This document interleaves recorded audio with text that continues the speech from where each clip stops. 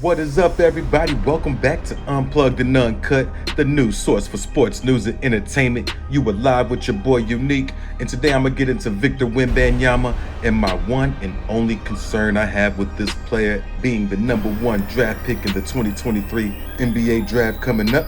Before I get started, if you haven't taken the time to hit that subscribe button, make sure you do. I will be heading to the Spurs fan shop next week to pick up some extra Spurs swag just to pass out to you guys, our subscribers, and show you that we appreciate you for sticking around, checking us out, joining the conversations in the comment section. And all you got to do to be entered to win is be an active subscriber and leave comments in the comment section. But without further ado, let's get into Victor Wembanyama and my one and only concern. That's right, I do have one red flag for the consensus number one draft pick coming up in this 2023 draft, and that concern is based around injuries and durability. Bigs with talent but have shortened careers due to injury is a common theme in the NBA. You can look at players like Greg Oden, tremendous potential, was not able to fulfill it due to injuries. Bill Walton, a monster coming out the gates, unfortunately injuries slowed him down as well. Those are just two examples. Now Victor Wembanyama, a good question is he more KD or is he more Greg Oden?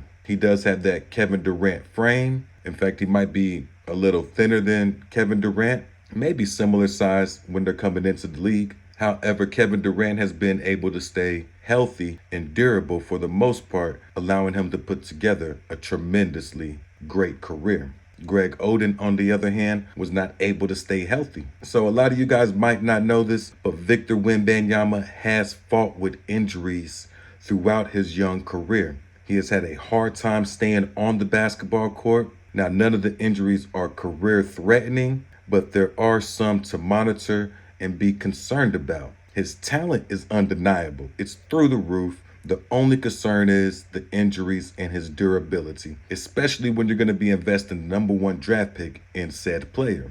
Now, I do feel like this is a legit question, especially if you're the one having the draft in that number one spot with so much talent out there. Now, looking at his injuries, guys, just last year alone, he played in 33 out of 76 possible games. That's less than half the season. Now, if we go through here and scroll through, you'll see he's already had injuries to a shoulder contusion that caused him to miss 2 months. He had a fractured finger that caused him to miss another month. He had a stress fracture in his fibula that caused him to miss from December 12th, 2020 to March 13th, 2021. Not to mention one of the ones that I am really concerned about is similar to a hip flexor type injury, and that is so close to your back. Man, you got to be careful with bigs and their backs. They already are so tall and dealing with gravity, bringing all that pressure down as they dunk and jump. So that puts a lot of force and pressure on their joints. So this is my only concern, guys. In fact, I want to leave it with this, with just one question for you. If your team gets the number one draft pick, who would you select this year? Would you select Victor Wembanyama? Would you go with Scoot? Would you go with Amen or Ashar? Is there another player you would look to draft? I think right now it's easy to say that Victor Wembanyama should be the number one pick, but let's see how the season plays out. Is he able to get back on the court? Is he able to stay healthy throughout the season and play a majority of the game? I think that is a big question, especially if you're looking at a face of your franchise type player.